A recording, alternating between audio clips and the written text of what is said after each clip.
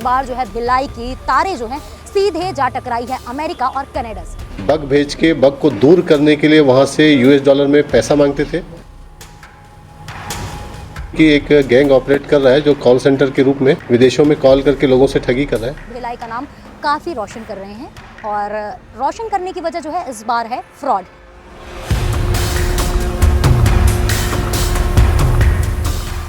और इनके पास से लैपटॉप काफ़ी संख्या में 12 लैपटॉप है, मोबाइल मिले हैं, सिम कार्ड मिले हैं, इनके आधार कार्ड मिले हैं। इनके और भी साथी हैं जो देश के अलग अलग जगहों में रहते हैं। पुलिस की टीम उनको भी पकड़ेगी। छत्तीसगढ़ के इस भिलाई को पूरे देश भर में मिनी इंडिया के नाम से जानते हैं और साथ ही कई अलग मुद्दों की वजह से जो है भिलाई हमेशा चर्चित रहा है, जिसमें से एक सबसे बड़ा मुद्दा ये था कि भिलाई की जड़ें जो है क्राइम को लेकर भी काफ़ी ऊंची उठ रही है और इसमें जो है भिलाई की जड़ें जो है दुबई तक पहुंचती नजर आई हैं। और उसी के साथ ही साथ अब जो है कुछ युवा निकल कर नजर आए हैं जो भिलाई का नाम काफ़ी रोशन कर रहे हैं और रोशन करने की वजह जो है इस बार है फ्रॉड। लगातार लोगों को हम साइबर फ्रॉड से बचने के लिए अवगत कराते हैं और तमाम पुलिस के द्वारा जो कैंपेन है वो भी चलाए जाते हैं। उसके बावजूद भी जो है कुछ लोग इस साइबर फ्रॉड के ठग का शिकार हो जाते हैं। लेकिन इस बार का जो मामला है काफ़ी गंभीर और काफ़ी विशेष है। विशेष इसलिए हो जाता है कि इस बार जो है भिलाई की तारे जो हैं सीधे जा टकराई है अमेरिका और कनाडा से। अब क्या कुछ ये पूरा मामला है विस्तार पूर्वक मैं बताती हूँ। फिलहाल मैं बता दूँ कि ये पूरा मामला जो है सुपेला थाना अंतर्गत का है, जहाँ पर सूचना मिली कि कुछ लोग जो है चौहान टाउन के एक फ्लैट में स्थित जो है अवैध रूप से कॉल सेंटर्स चला रहे हैं और कुछ अवैध गतिविधि कर रहे हैं। और उसी सूचना की राह पर जो है पुलिस चल पड़ी और चलने के बाद में चौहान टाउन के B2 के एक फ्लैट पे दबिश दी और जैसे ही पुलिस ने दबिश दी तो उनके आंख जो है खुले के खुले रह गए।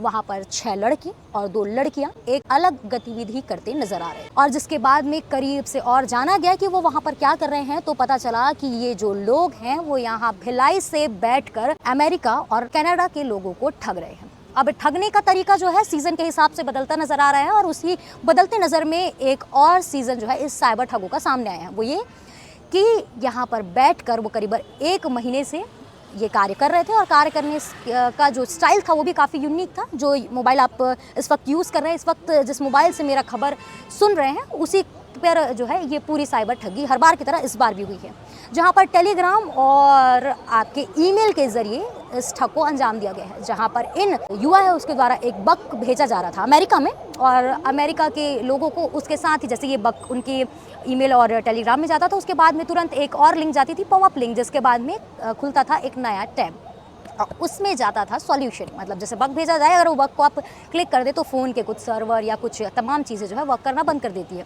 उसी प्रकार जो है सॉल्यूशन के रूप में एक और पॉपअप लिंक जाती थी और उसमें जो है उस बग का सॉल्यूशन भेजा जाता था और उस सॉल्यूशन को भेजने के बाद में उसको क्लियर करने के लिए मांगे जाते थे पैसे। अब पैसे मांगने की प्रक्रिया जो है वो चेंज हो जाती है और चेंज होने का तरीका यही है कि डॉलर में पैसे लिए जाते हैं।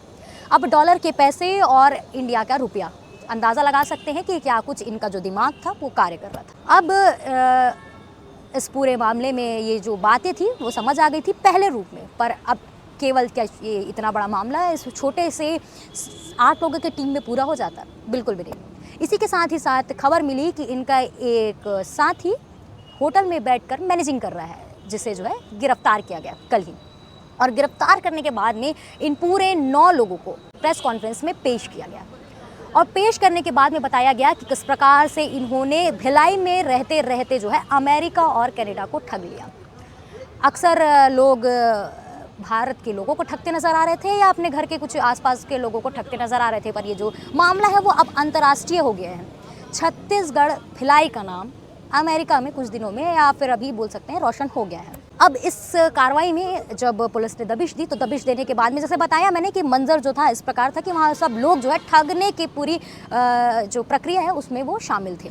अब इसी के साथ ही साथ इनके पास से क्या कुछ जब्त हुआ है। अब जब्त होने की प्रक्रिया में बता दूँ, इनके पास से करीबन 12 नग लैपटॉप, 14 नग फ़ोन और फर्जी सिम, ATM कार्ड, दस्तावेज और उसके साथ ही साथ एक एक्टिवा और उसके अलावा भी 2,55,000 नकद जो है बरामद किए गए। और इसी के साथ ही साथ जो है जैसे कि मैंने आपको बताया पहले कि 9 लोगों को गिरफ्तार किया गया है। अब ये 9 लोग हैं कैसे, ये भी मैं थोड़ा आपको विस्तार में बता देती हूँ प्रेस कॉन्फ्रेंस की ब्रीफिंग के पहले।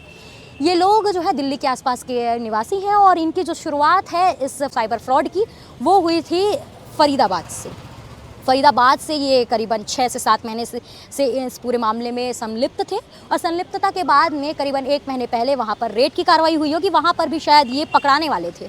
उसके बाद ये भाग कर भिलाई में आ गए और भिलाई में आने के बाद में इस घटना को करीबन 1 महीने से अंजाम दे रहे थे। और अंजाम देने के बाद में जैसे कि मैंने बताया कि 6 पुरुष और 2 लड़कियां जो है उस फ्लैट से गिरफ्तार की गई हैं, जिसमें से तकनीकी माध्यम से पूछताछ और आरोपियों से जब और तारपूर्वक जानकारी निकाली गई तो इन सभी के नाम इन्होंने बताए हैं। मुकेश नाथ 24 वर्षीय, ईस्ट खासी हिल्स, शिलोंग, मेघालय। विवेक देव 24 वर्षीय, शिलोंग, मेघालय। विशाल कर 26 उम्र, ईस्ट खासी हिल्स, शिलोंग, मेघालय। अनिश आर्य 29 वर्ष, बरारी जिला, भागलपुर, बिहार। अर्जुन शर्मा ये इनका मैनेजर था। इसे जो है फरीदाबाद हरियाणा ये रहने वाला है और इसे भी गिरफ्तार किया गया। अमित कुमार 23 वर्षीय और ये नई दिल्ली का रहवासी। प्याली देव उम्र 24 वर्षीय, ईस्ट काशी हिल्स, शिलोंग, मेघालय की रहने वाली है। रिया राय 23 साल की हैं और चौहान टाउन, स्मृति नगर, सुपेला, दुर्ग की रहवासी। मतलब इन 9 लोगों में से एक आरोपी जो थी रिया राय, वो जो है दुर्ग की रहवासी थी। तो ये एक जरिया हो सकता है कि इसके जरिए वो यहाँ पर भिलाई में पहुंचे थे। इस पूरे मामले को लेकर एसएसपी विजय अग्रवाल क्या कुछ कह रहे हैं और क्या कुछ खुलासा कर रहे हैं, आगे सुनिए। कि एक गैंग ऑपरेट कर रहा है जो कॉल सेंटर के रूप में विदेशों में कॉल करके लोगों से ठगी कर रहा है और इसी सूचना पर से सीएसपी भिलाई नगर के नेतृत्व में एक टीम ने वहाँ पे रेड किया था और रेड करके 9 आरोपियों को पकड़ा है और उसमें 2 महिलाएं हैं, बाकी 7 पुरुष हैं। और इनके पास से लैपटॉप, काफ़ी संख्या में 12 लैपटॉप है, मोबाइल मिले हैं, सिम कार्ड मिले हैं, इनके आधार कार्ड मिले हैं।